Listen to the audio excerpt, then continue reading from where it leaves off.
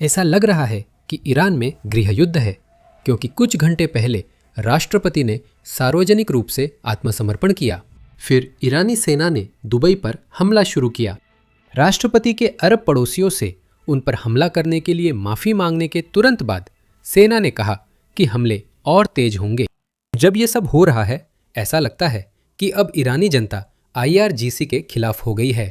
ईरानी लोग सार्वजनिक रूप से गुप्त IRGC ठिकानों के निर्देशांक साझा कर रहे हैं, जिन्हें सैनिक अमेरिकी हमलों से बचने को बना रहे हैं, और ईरानी लोग इसे बस अमेरिकी सेना के देखने के लिए सार्वजनिक कर रहे हैं। यह गृह युद्ध शासन के अंदर हो रहा है और शासन अपनी ही सेनाओं पर नियंत्रण खो रहा है। ये सब राष्ट्रपति ट्रंप के इस बयान से शुरू हुआ था। ईरान से समझौता सिर्फ बिना शर्त आत्मसमर्पण पर ही होगा। उसके बाद और चुने गए महान स्वीकार्य नेता ईरान को विनाश के कगार से वापस लाने के लिए निरंतर मेहनत करेंगे। ईरान का भविष्य उज्जवल होगा। ईरान को फिर से महान बनाओ। मेरे अनुसार यह बयान शासन परिवर्तन की ओर इशारा करता है, भले ही यह अमेरिकी अभियान का आधिकारिक लक्ष्य न हो। लेकिन ये मुख्य बात नहीं है। मुख्य बात यह है कि बयान के कुछ घंटे बाद ही ईरान के राष्ट्रपति ने खुद बयान दिया, जिससे लगा वे आत्मसमर्पण कर रहे हैं। खुद ही सुनिए। मुझे अपनी ओर से उन पड़ोसी देशों से माफी मांगनी चाहिए जिन पर ईरान ने हमला किया था। हुआ ये कि हमारे कमांडर और हमारे नेता ने उस बर्बर आक्रमण के बाद अपनी जान गंवा दी, और हमारी सशस्त्र सेनाएं, वे वीर जो हमारी क्षेत्रीय अखंडता की रक्षा के लिए अपनी जान की कुर्बानी दे रहे हैं, उन्होंने कमांडर न होने पर मनमर्जी से फायरिंग की और जरूरी काम किया। आदेश नहीं मिलने पर फायरिंग रुकी और ऑपरेशन पूरा हुआ। उन्होंने गर्व और मजबूती से हमारे वतन की रक्षा की। जो फैसला हमने कल अंतरिम नेतृत्व परिषद में लिया, सेना तक पहुंचा दिया गया है। अब उन्हें पड़ोसी देशों पर हमला नहीं करना चाहिए या मिसाइलें नहीं दागनी चाहिए। जब तक उन देशों से हम पर हमला नहीं किया जाता, मुझे लगता है हमें इसे कूटनीति से सुलझाना चाहिए। राष्ट्रपति ने अरब देशों से माफी मांगी और पड़ोसी देशों पर हमले न करने का वादा किया। उन्होंने उस बात की भी पुष्टि की जिसके बारे में हम इस चैनल पर काफी समय से बात कर रहे हैं। कुछ ईरानी इकाइयां विद्रोही बलों के रूप में काम कर रही हैं। वे दरअसल उन देशों पर हमला कर रहे हैं जिन पर उन्हें नहीं करना चाहिए। वे उन देशों पर बिना किसी राजनीतिक निर्णय के हमला कर रहे हैं। उदाहरण के लिए हमने देखा कि ईरान ने अजरबैजान पर हमला किया और बाद में ईरानी नेतृत्व ने इनकार किया। या तो अजरबैजान ने खुद पर हमला किया था या फिर उन्होंने इजराइल को दोषी ठहराने का फैसला किया और फिर कहा कि यह एक दुर्घटना थी। वे बहाने ढूंढ रहे थे क्योंकि शायद राजनीतिक नेतृत्व ने हमले की मंजूरी नहीं दी थी। हमने वही चीज़ देखी जब ईरान ने तुर्की पर हमला किया था, और वही चीज़ देखी जब ईरान ने साइप्रस पर हमला किया था, जब उन्होंने हिजबुल्ला को दोषी ठहराना शुरू किया। अब ईरान के राष्ट्रपति ने लगभग पुष्टि कर दी है कि ये कौन कर रहा है। कुछ बागी कमांडर हैं जिन्हें अपनी मर्जी से लक्ष्य चुनने को कहा गया था। उन्हें ऊपर के कमांडरों से अनुमति लेनी नहीं पड़ती थी। राष्ट्रपति ने पुष्टि की कि हमले रोकने का फैसला अंतरिम परिषद से आया था, जो खामनेई की मौत के बाद से देश चला रही 3 लोगों का समूह है। वे संकेत दे रहे थे कि यह सिर्फ उनका नहीं बल्कि शीर्ष नेतृत्व का साझा फैसला था।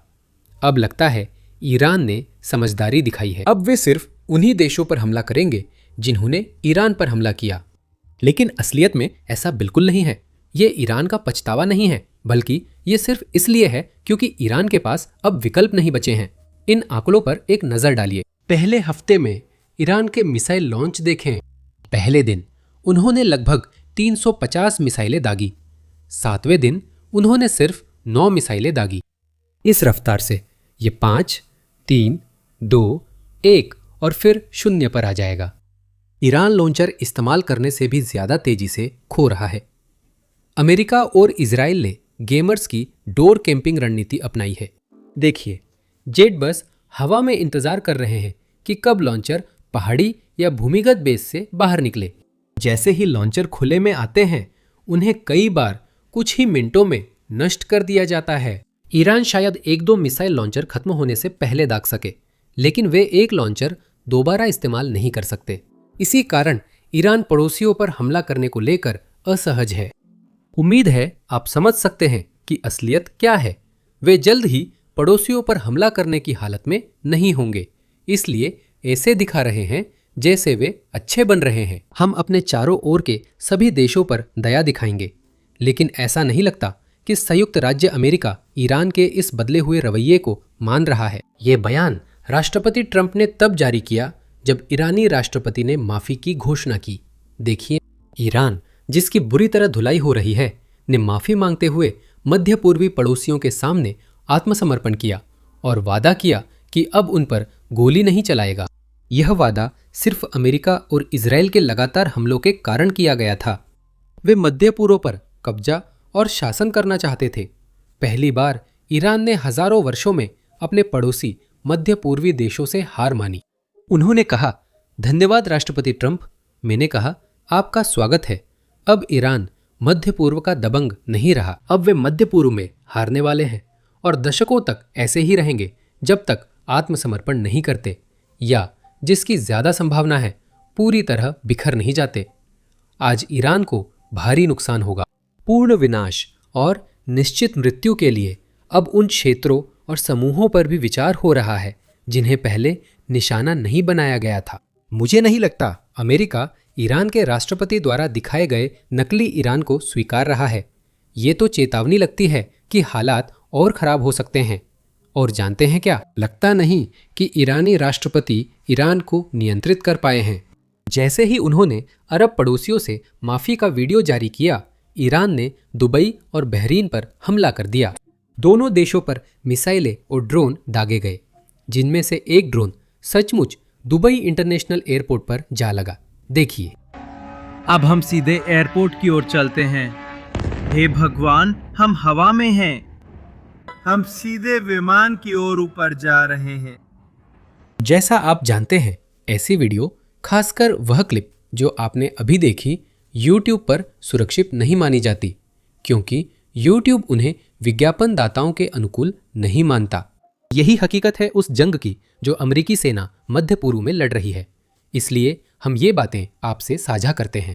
तो अगर आप लोग एक सेकंड निकालकर नीचे दिए गए लाइक और सब्सक्राइब बटन को दबाकर हमें थोड़ा सा समर्थन दिखा सके तो बहुत अच्छा होगा। इससे वाकई फर्क पड़ता है। अब उस फूट पर बात करते हैं जो शासन में दिख रही है। देखिए, एक तरफ राष्ट्रपति माफी मांग रहे हैं, लेकिन दूसरी तरफ कोई उन देशों पर हमला कर रहा है जिन पर राष्ट्रपति ने कहा था कि ईरान हमला नहीं करेगा। इसका मतलब है कि ईरान के अंदर दो गुट बन रहे हैं और अब हम देख रहे हैं कि इन दोनों गुटों के बीच की लड़ाई सार्वजनिक हो रही है।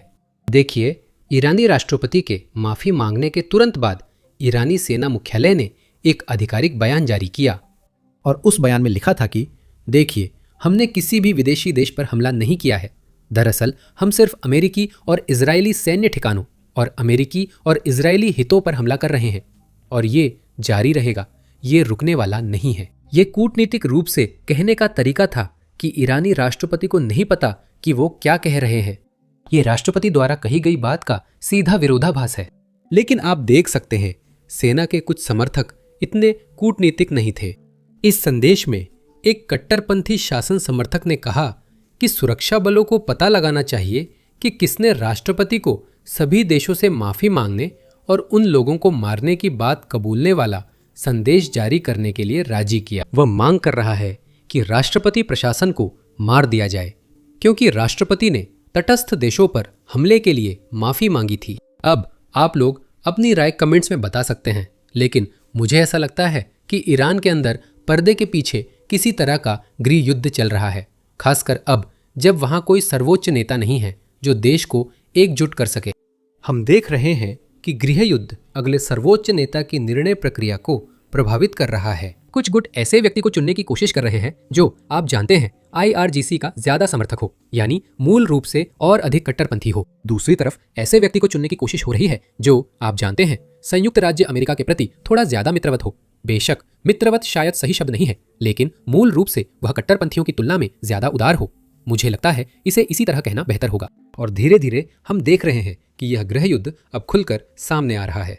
और जानते हैं क्या, ऐसा लग रहा है कि कट्टरपंथी जीत रहे हैं, सैन्य पक्ष जीत रहा है। मैं ऐसा इसलिए कह रहा हूं क्योंकि ईरानी राष्ट्रपति ने यह बयान जारी करने के कुछ ही घंटों बाद कि मैं माफी मांगता हूं, वे अपनी बात से पलट गए और उन्होंने अपने ट्विटर पर यह नया बयान जारी किया।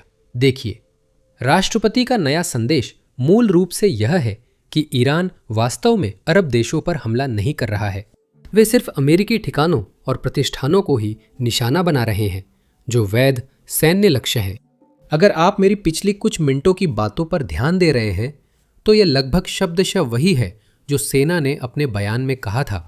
तो ऐसा लगता है कि या तो राष्ट्रपति ने अपना मन बदल लिया है, अगर आप मेरी बात समझ रहे हैं, या फिर सेना ने उनका ट्विटर अकाउंट अपने कब्जे में ले लिया है और उनके लिए बयान जारी कर रही हैं। अब हम निश्चित रूप से ईरानी शासन के भीतर चल रही इस आंतरिक लड़ाई पर नजर बनाए रखेंगे। लेकिन एक बात साफ है कि जब तक ईरान खुद से लड़ता रहेगा, अमेरिकी सेना उन ईरानी ठिकानों को तबाह करती रहेगी जिन पर वो हमला कर रही है। सेंट्रल कमांड ने बताया कि ऑपरेशन एपिक फ्यूरी के पहले 7 दिनों में उन्होंने ईरान में 3000 से ज्यादा ठिकानों पर हमला किया। अमेरिका की हवाई ताकत इतनी जबरदस्त है कि अब टैंकर विमान फारस की खाड़ी के ऊपर ईरानी हवाई क्षेत्र के अंदर ही विमानों को ईंधन भर रहे हैं और ईरान सचमुच इसमें कुछ भी नहीं कर सकता। मैं आपको इस युद्ध का सही तस्वीर देना चाहता हूं। अमेरिका ने खाड़ी युद्ध में 75 विमान खोए थे, इराक पर हमले में 45 विमान खोए थे और इस ऑपरेशन के पहले 7 दिनों में उन्होंने सिर्फ 3 विमान ही खोए हैं। ये बताना जरूरी है कि तीनों विमान कुवैती हवाई क्षेत्र में फ्रेंडली फायर से गंवाए थे। फिलहाल युद्ध में ईरान की सेना का खास असर नहीं है, पर इससे यह नहीं कहा जा सकता कि ईरानी मिसाइलें मध्य पूर्व में कुछ अमेरिकी ठिकानों को हिट नहीं कर रही हैं। ईरान आतंकवादी गतिविधियां कर रहा है, क्षेत्र में होटल और हवाई अड्डे निशाने पर हैं। लेकिन जब ईरानी सेना के अपने देश और हवाई क्षेत्र की रक्षा करने की बात आती है तो वे असल में कुछ नहीं कर रहे। असल में यह सेंट्रल कमांड की आधिकारिक 7 दिन की रिपोर्ट है कि क्या हुआ। 3000 ठिकानों पर हमला किया गया, जैसा कि हमने बात की थी। 43 ईरानी जहाज अब समुद्र की गहराई में हैं। अमेरिका ने हर तरह की चीज़ों का इस्तेमाल किया है, जैसे तीनों तरह के बॉम्बर्स B-52, B-1, B-2 और अलग अलग तरह के फाइटर जेट्स जैसे F-15, F-18, F-22, F-35। आप ड्रोन, टैंकर जैसी बाकी चीज़ें भी पढ़ सकते हैं और नीचे का हिस्सा भी देखें। कुछ क्षमताएं यहाँ नहीं दी जा सकती। साथ ही लक्ष्यों में कमांड सेंटर्स, मुख्यालय, एयर डिफेंस सिस्टम्स और बैलिस्टिक मिसाइल लॉन्चर्स भी शामिल हैं। पहले 7 दिनों में अमेरिकी तीव्रता कम नहीं हुई है। वास्तव में कोई ये तर्क दे सकता है कि पिछले कुछ दिनों में तीव्रता वास्तव में बढ़ रही है। दूसरी तरफ, जैसा कि हमने पहले बताया, हम देख रहे हैं कि ईरानी लॉन्चेस में भारी गिरावट आ रही है। ईरानी शासन अपनी सबसे कमजोर स्थिति में है। उनकी क्षमताएं बुरी तरह कम हो रही हैं।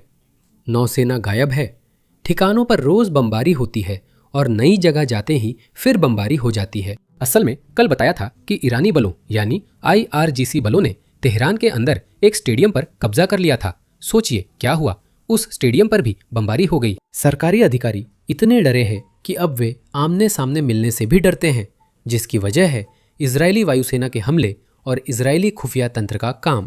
और इसके ऊपर से आगे कैसे बढ़ना है, इस पर हर पहलू पर साफ तौर पर अंदरूनी कलह चल रही है, चाहे वह सर्वोच्च नेता का चुनाव हो या फिर ईरान अपना बदला जारी रखेगा या नहीं। मुझे यकीन है कि ऐसे और भी फैसले हैं जिनके बारे में हमें पता भी नहीं है, जिन पर यह आपसी झगड़ा चल रहा है। अब हमें ऐसे सबूत मिल रहे हैं कि ईरानी लोग शासन बलों और IRGC के खिलाफ हो रहे हैं। मैं आपको दिखाता हूं कि मेरा मतलब क्या है। जो ईरानी लोग इंटरनेट से जुड़ सकते हैं, वे अब इन नए IRGC ठिकानों के GPS लोकेशन साझा कर रहे हैं और वे इसे अमेरिकी सेना और इजरायली सेना तक पहुंचाने की कोशिश कर रहे हैं। ये कोई 1-2 अलग घटनाएं नहीं हैं। हम देख रहे हैं कि यह बड़े पैमाने पर हो रहा है, जिससे साफ पता चलता है कि ईरानी समाज का एक बड़ा हिस्सा नहीं चाहता कि IRGC उनके बीच छुपा रहे।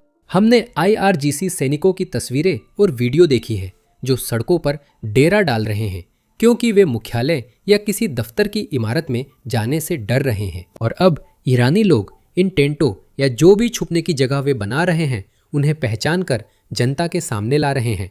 उम्मीद है कि अमेरिकी या इजरायली सेना इसे देखे। इसी बीच ईरान का विदेश मंत्रालय लगातार दुष्प्रचार कर रहा है।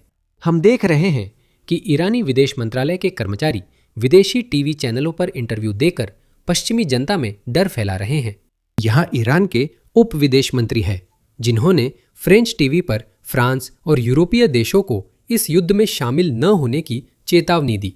सुनिए। कुछ यूरोपीय देश संयुक्त राज्य अमेरिका को लॉजिस्टिकल सहायता प्रदान कर रहे हैं। क्या इससे वे आपकी सैन्य कार्रवाई के वैध लक्ष्य बन जाते हैं? हम पहले ही यूरोपीय देशों और सभी अन्य लोगों को सूचित कर चुके हैं कि उन्हें ईरान के खिलाफ इस आक्रामक युद्ध में शामिल होने से सावधान रहना चाहिए।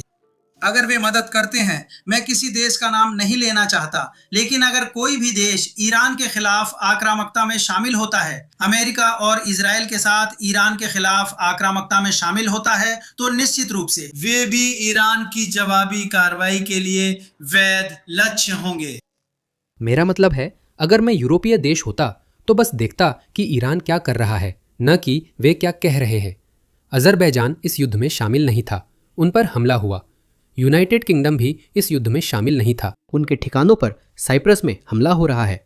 साइप्रस शामिल नहीं था, तुर्की शामिल नहीं था, और इन सभी देशों पर हमला हो रहा है। अगर ऐसा चलता रहा तो मुझे यकीन है ईरान यूरोपीय देशों पर हमला करेगा, न कि उल्टा। फिर भी वह उप विदेश मंत्री वाले आदमी की भी चर्चा करता है। वो अगले सर्वोच्च नेता के बारे में भी बात करता है, और वे क्यों नहीं चाहते कि अमेरिका उनका सर्वोच्च नेता चुने। सुनिए। प्रेसिडेंट ट्रंप से ईरान में नई लीडरशिप के बारे में पूछा गया तो उन्होंने कहा, जैसे वेनेजुएला में जहां अगला लीडर कौन होगा इसमें मेरा दखल था, वैसे ही उन्होंने कहा ईरान में भी मेरा दखल होगा। वह इशारा कर रहे हैं कि वे शासन में ऐसे व्यक्ति को ढूंढ सकते हैं जो मारे गए सुप्रीम लीडर से अधिक सुधारवादी हो और अमेरिका के साथ काम कर सकें। यह समाधान हो सकता है। मैं देख रहा हूं कि आप मुस्कुरा रहे हैं। मेरा मतलब है, ईरान के आंतरिक मामले ईरानियों के हैं। ईरानी लोग इतने परिपक्व हैं कि वे अपने प्रतिनिधियों को चुनना जानते हैं, चाहे वे संसद में हों या राष्ट्रपति हों, या फिर हम अगले सर्वोच्च नेता को खोजने की कोशिश कर रहे हों। हमें यह बताने के लिए किसी विदेशी की जरूरत नहीं कि हमें क्या करना है या क्या नहीं। ये ईरानियों का है, और आखिरकार हम देखेंगे कि नया नेता संबंधित परिषद द्वारा चुना जाएगा। और जैसा कि आज की स्थिति है जिसमें सब कुछ व्यवस्थित है, तो हम पर लगातार बमबारी क्यों हो रही है? मेरा मतलब है कि नया नेता नियुक्त किया जाएगा और सब कुछ सामान्य हो जाएगा। अंत में वह बताते हैं कि ईरान पश्चिमी ईरान में कुर्दिस्तान के ईरानियों पर हमले क्यों कर रहा है। मुझे यकीन है आपने CIA की उन रिपोर्ट्स सुनी होंगी जिसमें वो कुर्दिश बलों के साथ पश्चिमी मोर्चे पर ईरानी सेनाओं के खिलाफ विद्रोह और ज़मीनी अभियान शुरू करने के लिए काम कर रही है। इसी कारण ईरान एहतियातन इन कुर्दिश बलों पर कार्रवाई कर रहा है। सुनिए विदेश मंत्री क्या कहते हैं। आप जो कर रहे हैं वह हमला करना भी है, खाड़ी देशों तक पहुंचने के लिए। लेकिन ऐसी रिपोर्टें हैं कि ईरान इराकी कुर्दिस्तान क्षेत्र के अंदर ईरानी कुर्दिश समूहों पर भी हमला कर रहा है। आप ऐसा क्यों कर रहे हैं? क्या इसलिए कि ऐसी रिपोर्टें हैं कि उन्हें CIA और मोसाद द्वारा सक्रिय और हथियारबंद किया जा सकता है? क्या आप इराक में हमला कर रहे हैं? CIA के बारे में अलग अलग अफवाहें हैं कि वो अलग अलग जगहों पर क्रांति विरोधी तत्वों के साथ सहयोग कर रहे हैं। इसलिए हम कोई जोखिम नहीं लेते। जहां भी घुसपैठ करने वाले, सीमा पार करने वाले या हमारी संप्रभुता और क्षेत्रीय अखंडता का उल्लंघन करने वाले लोग होते हैं, हम जरूर प्रतिक्रिया करते हैं। हर देश यही करता है। लेकिन आप इसके चलते इराक में हमला कर रहे हैं। अगर जरूरत पड़ी, अगर हमारी संप्रभुता की रक्षा के लिए जरूरत पड़ी, तो हम जरूर ऐसा करते हैं।